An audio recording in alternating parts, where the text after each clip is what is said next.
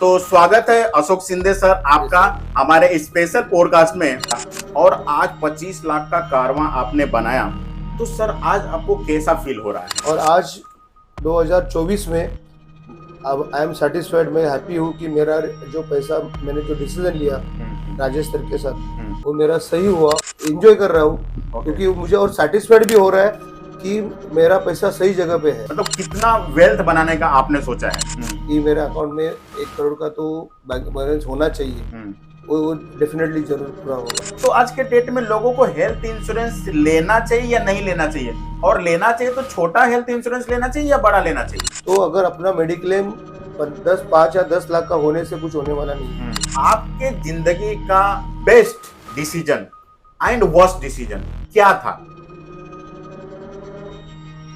तो स्वागत है दोस्तों मनी माइक विद राजेश के सेकंड एपिसोड में। आज मैं आप लोगों को ऐसे व्यक्ति से मिलवाना चाहता हूं जो गवर्नमेंट स्कूल में एज अ सीनियर टीचर काम कर रहे हैं। और जब मैं उनसे मिला तो वो पिछले 15 साल से LIC में सेविंग कर रहे थे।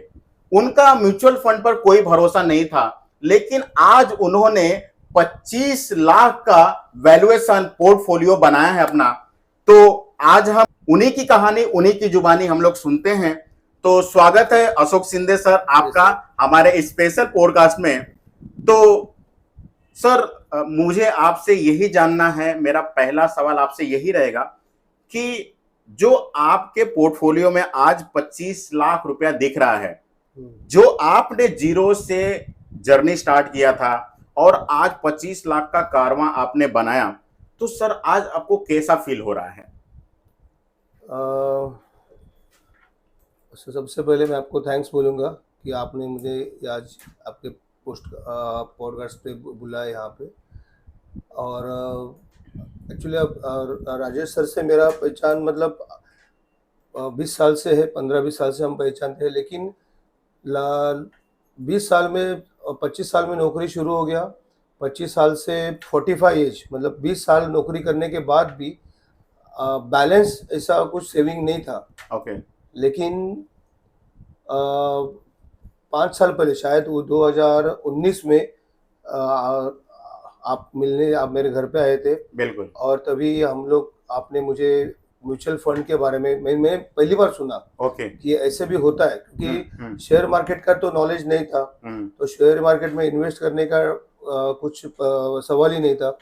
लेकिन जब आपने म्यूचुअल फंड के बारे में बताया तो मुझे सब आपका जो सिस्टम था, सिस्टमेटिक इन्वेस्टमेंट प्लान, कि सिप में पैसा हर मंथ इन्वेस्ट कर सकते हैं। और एक छोटी अमाउंट करते करते बाद में उसके ऊपर जो उसका जो मैजिक है म्यूचुअल फंड का, कि उसमें जो इंटरेस्ट जो मिलता है वो कंपाउंड इंटरेस्ट होता है। कंपाउंड इंटरेस्ट का जो मल्टीपल जो प्रॉफिट है वो उसका आइडिया मुझे अच्छा लगा बहुत।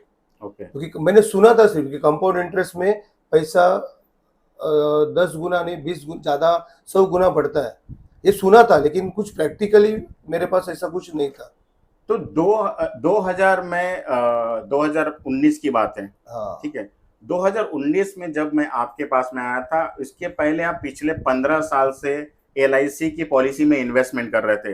म्यूचुअल फंड के ऊपर कोई आपका भरोसा ही नहीं था और पता भी नहीं था। तो उस समय मतलब कैसे आप इन्वेस्टमेंट कर रहे थे, किसी के थ्रू कर रहे थे कि क्या कर रहे थे? और जबकि आपको पता होना चाहिए कि जो LIC की पॉलिसी है उस पर 5% से 6% का ही रिटर्न्स मिलता है, इन्फ्लेशन को भी बीट नहीं करता है, फिर भी आप 15 साल से विदाउट एनी एक्सक्यूजेस आप उसको पेमेंट करते जा रहे थे। क्यों ऐसा कर रहे थे? क्योंकि मतलब बचपन से या दोस्तों से या रिलेटिव नेबर बोलो, उनसे post office, LIC, FD, fixed, ये इससे सुना था कि यही इन्वेस्टमेंट का एक जरिया है करके। तो उसमें लेकिन रिटर्न जो पॉलिसी मैच्योर्ड भी हो गया, लेकिन पॉलिसी मैच्योर्ड होने के बाद जो रिटर्न देखा तो 4 to 5%, 6% ऐसा ही था। लेकिन उसमें कुछ ज्यादा नहीं, मतलब मेरा ही पैसा थोड़ा सा ज्यादा, खाली सेफ्टी था, सिक्योरिटी था। वहां पे सिक्योरिटी है, जो अपना पैसा इन्वेस्ट हुआ है वो मिलेगा। लेकिन जो भी महंगाई जिस तरह बढ़ रही है, महंगाई का इन्फ्लेशन रेट जो है वो हिसाब से वो पेमेंट का कुछ मतलब ही नहीं था, रिटर्न मिल रहा था। तो मुझे जब म्यूचुअल फंड के बारे में बताया तो मैंने राजेश सर के आपके ऊपर विश्वास किया कि 2019 की बात है।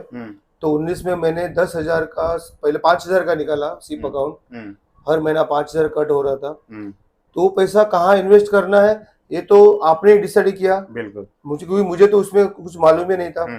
आदित्य बिरला में डला, एक्सिस में, कुछ ऐसा कंपनी में उन्होंने नाम बताया आपने मुझे। और उसके बाद जो मैंने 6 महीना तक कुछ देखा ही नहीं, 6 महीना 1 साल देखा ही नहीं, लेकिन मेरा जो इन्वेस्ट था वहां पे मुझे रिटर्न, आपने बोला था सर 50% तो आपको मिलेगा ही, लेकिन यहाँ पे देखा तो मेरा 21% मुझे रिटर्न मिल रहा था। तो फिर मैंने मेरा सिप अकाउंट बढ़ाया और 10,000 किया महीने का। फिर उसके बाद मेरा मिसेस का भी मैंने यहाँ पे, मिसेस का 7,000 का था सिर्फ, तो वो भी बढ़ा के मैंने 12,000 किया। तो कि वहां पे आज जो कंपाउंड इंटरेस्ट का जो मैजिक है वो मुझे तभी समझ में आया कि ये पैसा इतना ज्यादा कैसे होता है। और उस पे मतलब गवर्नमेंट का सिक्योरिटी जो था वही सिक्योरिटी यहाँ पर भी है, क्योंकि यहाँ पे सेबी का कंट्रोल है और सेंट्रल गवर्नमेंट के अंडर ये जो सब चल रहा है, इनकम टैक्स को रिबेट भी मुझे मिल रहा था। बिल्कुल बिल्कुल। तो ये सब बातें मुझे अच्छा लगा और मेरा पैसा भी सेफ था और ऊपर से मुझे ज्यादा कंपाउंड इंटरेस्ट से मेरा 20-21% जो मार्केट में मुझे कहीं नहीं मिल रहा है, क्योंकि हमारा जो बैंक भी है, हमारा जो टीचर लोगों का, तो उधर भी इतना रिटर्न नहीं है, ज्यादा से ज्यादा 10 से 12 रिटर्न इंटरेस्ट मिलता है। बिल्कुल बिल्कुल। तो फिर हम वहाँ पे मैंने डिसीजन लिया और आज 2024 में अब आई एम सेटिस्फाइड, मैं हैप्पी हूँ कि मेरा जो पैसा मैंने जो डिसीजन लिया राजेश सर के साथ वो मेरा सही हुआ और आज मेरा अकाउंट में बहुत पैसा दिख रहा है। जो पैसा मैं कभी भी निकाल सकता हूँ ये भी मुझे मालूम नहीं था, क्योंकि राजेश सर ने बोला था कि आपको निकालना ही नहीं है, लेकिन फिर भी जब मुझे जरूरत पड़ा बीच में तो वहां से मैं कुछ पेमेंट निकाला भी। तो मतलब अपना पैसा हम लोग जब चाहे जब निकाल भी सकते हैं और जो जब चाहे वापस डाल सकते हैं। तो ये मुझे म्यूचुअल फंड का जो प्लेटफॉर्म है और जो राजेश सर ने जो समझाया और रियली कि मैं आज एंजॉय कर रहा हूँ, क्योंकि मुझे और सेटिस्फाइड भी हो रहा है कि मेरा पैसा सही जगह पे है। जो आपने आगे सोचा है कि इससे मैं मतलब कितना वेल्थ बनाने का आपने सोचा है? मैं मतलब जब 20 to 25 lakhs का जो मेरा आज जो मेरा पोर्टफोलियो दिख रहा है, मतलब मेरा अकाउंट में उतना पेमेंट दिख रहा है मुझे, तो मुझे जैसा लग रहा है कि अगर ये सिप में 10,000 में महीने का इन्वेस्ट किया तो मेरा प्रिंसिपल अमाउंट हो रहा है 12 लाख 5 साल में। 5 साल में मेरा 12 लाख रुपया मेरा जेब से वहां पे गया हुआ है प्रिंसिपल अमाउंट, लेकिन मेरे अकाउंट में आज जो दिख रहा है वो मेरा पूरा प्रॉफिट है। तो इतना प्रॉफिट बाहर की दुनिया में नहीं है, या कोई मार्केट कंपनी बैंक भी नहीं दे रहा है, पोस्ट ऑफिस भी नहीं दे रहा है। तो मैं चाहता हूँ कि यहाँ पे अगर मैंने 10,000 से शुरुआत किया था तो वही अगर डबल कर दूंगा 20,000 या 25,000 मंथली, तो डेफिनेटली मेरा जो भी सपना है कि मेरे अकाउंट में 1 करोड़ का तो बैलेंस होना चाहिए, वो डेफिनेटली जरूर पूरा होगा। तो आने वाले 7 साल में आप 1 करोड़ का वैल्यू देखना चाहते हैं आपके पोर्टफोलियो में? यस, या ठीक है। दूसरा मेरा आपसे ये सवाल रहेगा कि सर आपने 5 साल पहले हेल्थ इंश्योरेंस लिया है, ठीक है, आपके और आपके फैमिली के लिए, जो आपने 50 लाख का लिया हुआ है, ठीक है, जिसमें आपके 3 से 4 क्लेम भी आए हुए हैं। तो सर क्लेम जो आपको आए हैं उसमें आपका क्या एक्सपीरियंस रहा? मतलब क्लेम आपको टाइम पे मिला, पैसा मिला या नहीं मिला, मतलब कैसा रहा? और आपने 50 लाख का भी आपने हेल्थ इंश्योरेंस लिया है, तो एक्सपीरियंस कैसा रहा सर? थोड़ा सा आप बताएंगे तो। मेरा सबसे पहले मेडिक्लेम पॉलिसी था मणिपाल सिग्ना का, लेकिन उसमें 5 लाख का था। मेरा बहुत कम अमाउंट था, नॉर्मली 5 लाख का था, लेकिन कोरोना के टाइम जो वहां पे मुझे जरूरत पड़ा तो 1.5 लाख का क्लेम था। फिर उसके बाद मेरा लड़के का एक क्लेम था। हम्म, तो मुझे मालूम पड़ा कि ये 5 लाख तभी एक, sufficient, हाँ, तो सफिशिएंट अमाउंट नहीं है, हाँ क्योंकि हादसा या एक्सीडेंट कुछ बोल के होता नहीं है, बिल्कुल। कभी भी कुछ भी लाइफ में हो सकता है। हम्म, तो उसके लिए अपने पास मतलब जब कुछ ऐसी अचानक जो एक्सीडेंट का कोई भी प्रॉब्लम हो जाता है या हॉस्पिटलाइजेशन करना पड़ता है, उस वक्त जो भी पेमेंट देना पड़ता है, तो वो तो हम लोग देना ही देना है। हम्म, तो वो तो एक मतलब जैसे कि कंपलसरी अपने पास उतना फंड हम लोग एक साथ एक 10 दिन में या 15 दिन में अरेंज नहीं कर सकते, हम्म, मतलब 10 लाख या 15 लाख अगर जरूरत पड़ा तो। हम्म, लेकिन यहाँ पे अगर हम लोग एक मंथली अभी जो मेरा ईएमआई है 50,000 का, हम्म, एक साल का ईएमआई, बिल्कुल। हाँ, तो वो भी मुझे एक साथ देना नहीं पड़ रहा है। हम्म, मैंने उसका भी मैंने सिप अकाउंट किया हुआ है। ओके। तो महीने का मेरा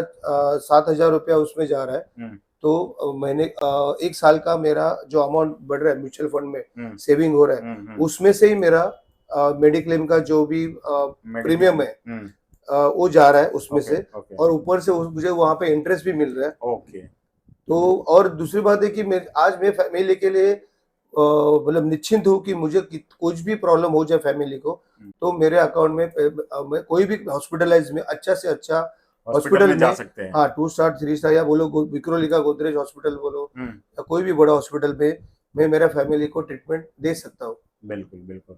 मतलब आपने ऐसा किया है कि आपको लमसम पैसा आपने एक बार पे कर दिया और उसको आपने म्यूचुअल फंड में आपने एसआईपी चालू कर दी, लाइफ हाँ, और आपके हेल्थ के लिए। हाँ, और उसको आपने कंटिन्यू मंथली आपने मेंटेन कर दिया 7,000 महीने का, हाँ, जो आपका 72,000 साल का होता है। और उसके ऊपर इंटरेस्ट भी 2-3 हजार का आ जाता है, तो आपको इंटरेस्ट भी आ जा रहा है और प्लस आपको एक बर्डन भी नहीं आ रहा साल का भरने के लिए। आप मंथली हाँ, मंथली भरते जा रहे हैं और वो आपको ईजी होता है। तो इसी तरह से मैं भी लोगों को कहना चाहूंगा कि आप भी, अगर आपको भी प्रॉब्लम है हेल्थ इंश्योरेंस का प्रीमियम एक साथ में भरने के लिए, तो आप भी ऐसा कर सकते हैं जैसा अशोक शिंदे सर को हमने करके दिया हुआ है, कि उनको ईएमआई में करके दिया हुआ है और उसके ऊपर भी इंटरेस्ट मिल रहा है आपको। तो अशोक सर, मैं आपसे एक और चीज पूछता हूँ कि आज के डेट में जब किसी को बात करो हेल्थ इंश्योरेंस के लिए, तो बोलते हैं कि एक 5 लाख का मेरे को मेडिक्लेम निकाल के दे दो, ज्यादा की जरूरत नहीं है। तो मैं आपके माध्यम से ये बताना चाहता हूं लोगों को कि आज के डेट में 5 लाख की उतनी वैल्यू नहीं है, ठीक है, कभी भी खत्म हो सकता है। तो आज के डेट में लोगों को हेल्थ इंश्योरेंस लेना चाहिए या नहीं लेना चाहिए? और लेना चाहिए तो छोटा हेल्थ इंश्योरेंस लेना चाहिए या बड़ा लेना एक्चुअली जैसे कि जब मैंने मेरा भी सोच वैसे ही था पहले, चाहिए? मेरा 5 लाख का था मेडिक्लेम था, हम्म, हेल्थ इंश्योरेंस। हम्म, लेकिन एक मेरा दोस्त था, मेरा कॉलेज से सतीश नाम का मेरा दोस्त था, हम लोग साथ में 12 कॉलेज में थे। ओके, उसका भी मुलुंड में रहता था, वो अच्छा से उसका सब चल रहा था, बिजनेस अच्छा चल रहा था, उस कार बंगलो सब उसके साथ था। लेकिन हुआ ऐसे कि उसको जब मुझे मालूम पड़ा कि सतीश एडमिट है हॉस्पिटल में, हम लोग देखने गए थे। देखने गए तो वहाँ पे वो जो बिल्डर के साथ वो काम कर रहा था, वो बिल्डर वहाँ आया हुआ था। और बिल्डर ने वहाँ पे बड़प्पन में बोल दिया कि ये मेरा आदमी है, जो भी खर्चा आप कर दो, ऐसा बोल के बिल्डर निकल गया। अभी वो उसके ऊपर जो उसका जो टेस्ट हुआ, जो सिटी स्कैन हुआ, एमआरआई हुआ, उसमें मालूम पड़ा उसको कि उसको ब्रेन ट्यूमर है। ओके, और ब्रेन ट्यूमर उसको है, तो उसका पूरा इलाज करते करते वो बजट हो गया 30 से 35 लाख का। तो 30-35 लाख का जो हो गया, तो बिल्डर खाली बोल के गया, लेकिन उसने कुछ उसको हेल्प नहीं किया। ओके, तो खाली फिर उसके बाद उसको उसका घर का गोल्ड बेचना पड़ा। 35 लाख तो देना है, तो गोल्ड बेचना पड़ा। इनोवा कार था, वो कार देना, एफडी था, कार बेचा, एफडी सब ये किया। उसके बावजूद भी यहाँ वहाँ से नेबर या रिलेटिव से पैसा जमा करके 35 लाख का लोन, मतलब पूरा फिर से इतना सर्विस, उस 20-25 साल का बिजनेस करने के बाद भी वो वापस जीरो लेवल पे आया था। और ये बीमारी तो किसी के साथ में कभी मालूम नहीं अपने को क्या होता है। तो मैंने वही सोचा कि अगर लाइफ में कुछ भी हो सकता है, तो अगर अपना मेडिक्लेम 5 या 10 लाख का होने से कुछ होने वाला नहीं है। तो अपना मेडिक्लेम कम से कम 50 लाख का होना चाहिए, कि उसमें पूरा फैमिली अपना कवर हो सकती है। सर ये आप इसलिए बोल पा रहे हैं कि आपने आपके फ्रेंड जो सतीश थे उनका आपने सिचुएशन देखा, एंड आपने जो 50 लाख का लिया वो देखने के बाद में आपने 50 लाख का लिया कि अगर मेरे साथ में भी या मेरे फैमिली के साथ में ऐसा कुछ हो जाता है तो मेरे फैमिली को अच्छे से अच्छे हॉस्पिटल्स में जाकर के ट्रीटमेंट होना चाहिए, ना कि कहीं पर भी होना चाहिए। इस वजह से वो चीज सोच करके आपने हेल्थ इंश्योरेंस बढ़ा लिया। तो मतलब इसका कहने का मतलब है कि हेल्थ इंश्योरेंस लोगों को बड़ा ही लेना चाहिए, छोटा लेकर के टेस्ट नहीं करना चाहिए, क्योंकि बड़ी बीमारी कभी भी लोगों को हो सकती है। और वो टाइम में अगर आपने बड़ा इंश्योरेंस हेल्थ इंश्योरेंस नहीं लिया हुआ है तो शायद आप बैंक करप्ट हो सकते हैं, आपका जो सिचुएशन आज है उससे भी नीचे आप जा सकते हैं। Yes sir. या कि आपने टर्म इंश्योरेंस लिया हुआ है 1 करोड़ का, तो सर 1 करोड़ का आंकड़ा आपने ऐसा क्यों लिया? मतलब आप 50 लाख का भी ले सकते थे, 70 लाख का भी ले सकते थे, लेकिन आपने 1 करोड़ का ही क्यों आपने टर्म इंश्योरेंस लिया? टर्म इंश्योरेंस एक्चुअली LIC, मेरे जितने भी दोस्तों ने मेरे LIC पॉलिसी निकाला है उन्होंने मुझे कभी टर्म इंश्योरेंस के बारे में बताया नहीं था कि टर्म इंश्योरेंस क्या है, मुझे भी मालूम नहीं था। लेकिन जब मेरे नेबर की मतलब मेरे यहाँ हादसा हुआ था कि वो उसका महीने अच्छा था, महीने गवर्नमेंट जॉब में था, महीने का 1-1.5 लाख सैलरी था। अभी वो उसका एक्सपायर्ड हो गया बीमारी से, वजह से। उसके बाद मैंने देखा कि फैमिली का खर्चा तो उतना ही है। मेरे बिल्डिंग के ही मैं बात कर रहा हूँ, मेरे बिल्डिंग में मेरा दोस्त था, तो उसका फैमिली का खर्चा तो कम नहीं हो, महीने का 70 से 80 हजार रुपया जो बजट है महीने का, वो बच्चों का स्कूल का एजुकेशन फी है, महीने का जो भी ग्रोसरी है और डॉक्टर का खर्च, ये सब तो उतना चालू था। वो एक्सपायर्ड होने के बाद जो PF मिला, जो भी कुछ मिला, वो 20-25 लाख मिला। उसमें उनको FD बना या जो भी रहा, उसमें उनको महीने का 5 या 10 हजार रुपया आ रहा था। तो 10 हजार में घर तो नहीं चलता। बिल्कुल। तो वो फैमिली वापस प्रॉब्लम में आ गई। फिर जब पैसा नहीं है तो नजर किधर जाती है? गोल्ड के ऊपर। जो भी है वो बेचने, गांव का जमीन है, घर है, वो सब उनको बेचना पड़ा वापस फिर से। और किस लिए बेचना पड़ा? तो महीने का जो रोलिंग है खर्चा है 60-70 हजार रुपया, वो चलाएगा कैसे? बच्चे लोग तो सीख रहे, कॉलेज में जा रहे, और मम्मी हाउस वाइफ है। तो ऐसे अवस्था में वो क्या कर सकते? तो तभी उन्होंने मुझे ये बात मालूम पड़ा कि टर्म इंश्योरेंस ऐसा चीज है कि तुम जो महीने का एक अमाउंट है आपको देना है, वो टर्म इंश्योरेंस, उसको आपको रिटर्न कुछ नहीं मिलेगा, लेकिन जो अमाउंट जा रहा है 2000, 3000, 4000, उसकी अगर टर्म इंश्योरेंस आप निकालते हो, एक्सीडेंटल डेथ हो गया या नेचुरल डेथ हो गया, तो उसका अपने को रिटर्न 1 करोड़ रुपया आ सकता है फैमिली को। मतलब इंसान, देखो इंसान गया, उसकी जगह कोई और नहीं ले सकता, भरपाई नहीं हो सकती। भरपाई नहीं होगी, कोई जगह उसका नहीं ले सकता है। लेकिन जाने के बाद जो लोग जिंदा है घर पे, उनको तो खर्चे उनके सपने, उनके खर्चे वो तो कम नहीं हो रहे ना। तो उसके लिए अगर वो 1 करोड़ भी उनको मिला, तो आज मैंने देखा कि म्यूचुअल फंड में 50 लाख भी रखा है तो महीने का 35,000 आ रहा है। 1 करोड़ लग रखा तो कम से कम 70 हजार घर पे आएगा। और वो फैमिली का जो भी डेली अपडेट चालू है, खर्चा है, जो भी एक्सपेंडिचर है, वो चालू रहेगा। ये बात मेरे को बहुत मतलब ऐसा कोई प्लान LIC में या कोई इसमें मैंने कभी सुना नहीं था। और टर्म इंश्योरेंस के बारे में कोई बताता ही नहीं है। एजेंट लोग जो भी पॉलिसी बताते हैं, इतना भरो, इतना 10 साल के बाद इतना मिलेगा, वो 4-5 लाख मिलने से कुछ होने वाला नहीं है। बिल्कुल। यानी कि जो आपके साथ में अभी तक एजेंट थे, एडवाइजर थे, उन्होंने आपको इसके लिए वो चीज नहीं बताई क्योंकि टर्म इंश्योरेंस में कमीशन है ना बहुत कम मिलता है। अच्छा। इस वजह से शायद उन्होंने आपको नहीं बताया। हमेशा लोग अपना ही फायदा पहले देखते हैं। तो टर्म इंश्योरेंस मेरे हिसाब से जो आपने लिया 1 करोड़ का, कि आपकी सैलरी 70 हजार है। अब 1 करोड़ के डेट, 1 करोड़ अगर कल के डेट में होता है, कल के डेट में अगर मैं नहीं रहता हूं और 1 करोड़ मिलता है, तो मेरे फैमिली का जो मेरा इनकम था 70 हजार महीने का, वो कंटिन्यू आता रहे, ये सोच करके शायद आपने ये लिया होगा। Yes sir. तो वही चीजें हैं, इससे तो हमें बहुत चीजें सीखने के लिए मिल रही है।